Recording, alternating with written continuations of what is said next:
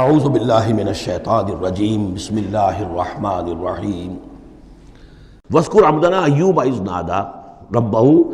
انی مسنی الشیطان بنصب وعذاب۔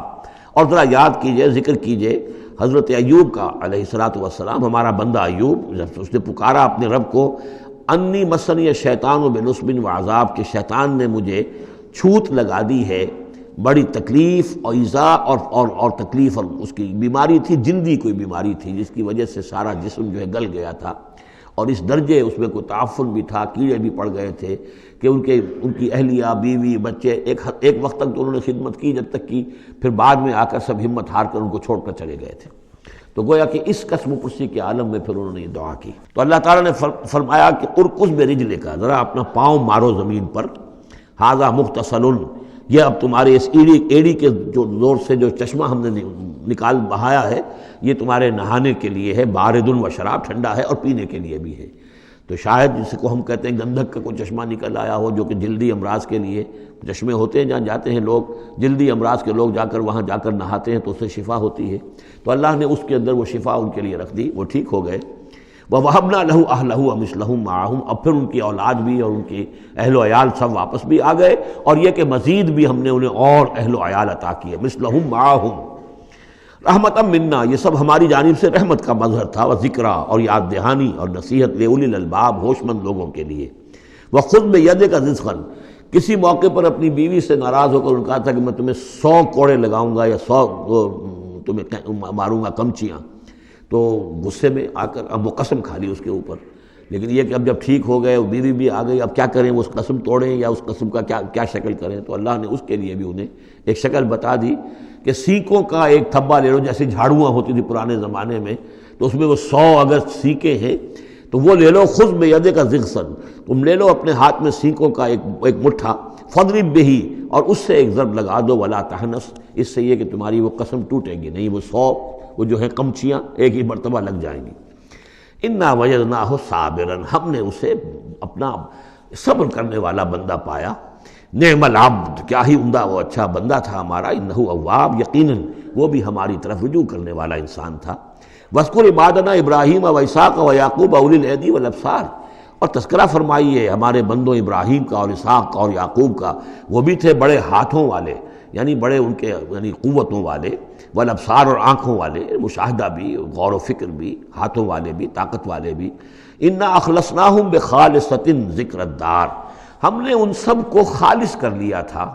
ایک خالص شے کے لیے۔ ایک خالص شے کون سی ہے؟ آخرت کے گھر کی یاد دہانی، یعنی وہ لوگوں کو ہمیشہ متوجہ کرتے رہتے تھے کہ اصل زندگی آخرت کی زندگی ہے۔ انا اخلصناہم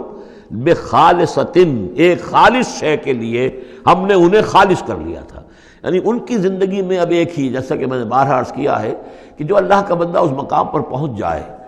پھر واقعہ یہ ہے کہ اسے دنیا کی دولت سے دلچسپی نہیں، دنیا کی کسی اور دوسری چیز کی طرف رغبت نہیں، اس کے وقت کا، اس کا ایک ایک منٹ، اس کی توانائی جو بھی اللہ نے اس کو دی ہے، اس کا خون کا ایک ایک قطرہ وقف ہو جاتا ہے پھر اس کام کے لیے کہ خلق خدا کو خدا کی طرف بلائے، اللہ کی طرف بلائے،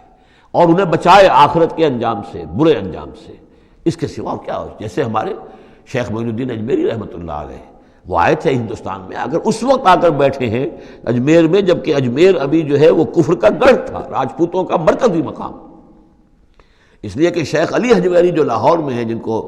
داتا گنج بخش کہتے ہیں، وہ تو اس وقت آئے ہیں لاہور میں جبکہ لاہور اسلامی حکومت میں شامل ہو چکا تھا، لیکن یہ کہ یہ معین الدین اجمیری، کیونکہ ابھی تک مسلمانوں کی حکومت وہاں تک نہیں پہنچی تھی، جو سمجھیے اجمیر جو ہے وہ تو راجپوتوں کا گڑھ، اور اس میں جو ہے وہاں جا کر بیٹھ کے اللہ کا بندہ اور دعوت دے رہا ہے، اور کاروبار تو کوئی کرنے نہیں آئے تھے وہ، بلکہ یہ کہ اللہ کی طرف بلانا، تو اس کے لیے ہم نے خالص کر لیا تھا۔ جو بھی اللہ کا بندہ اپنے آپ کو اس کے لیے خالص کر لے، وہ گویا کہ اللہ تعالیٰ کے مصطفین میں سے ہو جاتا ہے، وہ لفظ آگے آ رہا ہے، انا اخلصناہم بخالصۃ ذکر الدار وانہم اننا لمن المصطفین الاخیار، اور یقیناً وہ ہمارے ہاں، ہمارے نزدیک وہ بڑے چنے ہوئے لوگ ہیں، اچھے لوگوں میں سے، نیک لوگوں میں سے چنے ہوئے لوگ، چنیدہ لوگ۔ جو شخص اپنی زندگی کا ہدف اسی کو بنا لے، مقصد اسی کو بنا لے، جینا مرنا اسی کے لیے ہو جائے، تو ظاہر بات ہے کہ اللہ تعالیٰ کے یہاں پر اس کا اونچا مقام ہے۔ وَاذْكُرْ اسماعیل والیسع، وذکر اور ذکر کیجئے اسماعیل کا بھی اور یسع اب ان کے بارے میں صحیح طور پہ ہم کچھ نہیں کہہ سکتے. یہ دو جو ہیں یسع اور ذوالکفل. ذوالکفل کے بارے میں تو میں عرض کر چکا ہوں کہ ایک گمان یہ ہے اور مجھے اس سے اتفاق ہے کہ یہ گوتم بدھ کی طرف اشارہ ہے, وہ اللہ کے نبی تھے. ذوالکفل پے یہاں فے سے بدل گیا ہے. کپل وستو کا شہزادہ سدھارتھا گوتما بدھا. بدھا تو اصل میں اس کا لقب ہے جو بعد میں بن گیا ہے. سدھارتھ اس کا نام تھا, سدھارتھا گوتما بدھا. اور کپل وستو کی ریاست تھی, اس کا یہ شہزادہ تھا. وَكُلُّ مِنَ الْأَخْيَارِ یہ سب کے سب بھی بڑے ہی عمدہ لوگوں میں سے تھے. ھذا ذکر یہ ایک ذکر ہے, یہ ایک تذکرہ ہے. وَإِنَّ لِلْمُتَّقِينَ لَحُسْنَ مآب اور یقیناً ان متقین کے لیے, تمام متقین کے لیے بہت ہی اچھی جگہ ہے لوٹنے کی, آنے کی, اچھا ٹھکانہ ہے. جنات عدن وہ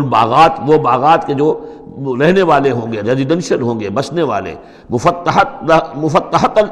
مفتحۃ لہم الابواب جن کے دروازے ان کے لیے کھلے رکھے گئے ہوں گے.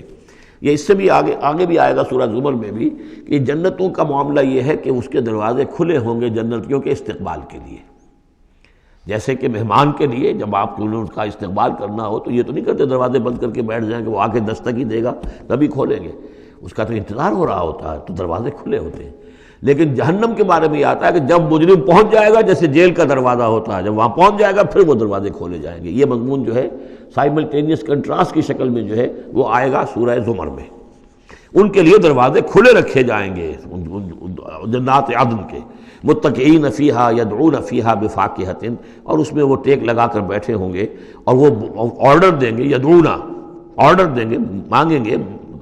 طلب کریں گے اس میں بفاکہۃ میوے بھی, کثیرۃ کثرت سے, و شراب اور مشروبات بھی, عمدہ سے عمدہ مشروبات. وعندہم قاصرات الطرف اتراب اور ان کے پاس ہوں گی ایسی ان کی بیویاں کہ جو نیچی نگاہ والی ہوں گی اور ہم عمر ہوں گی. ھذا ما توعدون لیوم الحساب یہ ہے جس کا تم سے وعدہ کیا جا رہا ہے حساب کے دن. ان ھذا لرزقنا ما لہ من نفاد اور یہ ہوگا ہمارا رزق, ہمارا عطا کردہ دی ہوئی چیزیں اب یہ کبھی ختم نہیں ہوں گی. یہ نہ سمجھنا کہ یہ نعمتیں ختم ہو جائیں گی, یہ باقی رہیں گی ہمیشہ ہمیش. ھذا وان للطاغین لشر مآب یہ تو ہے اہل جنت کا معاملہ, لیکن جو سرکش تھے, جو باغی تھے ہمارے, ان کے لیے ہے برا لوٹنے کا مقام, بری جگہ. صدق اللہ العظیم.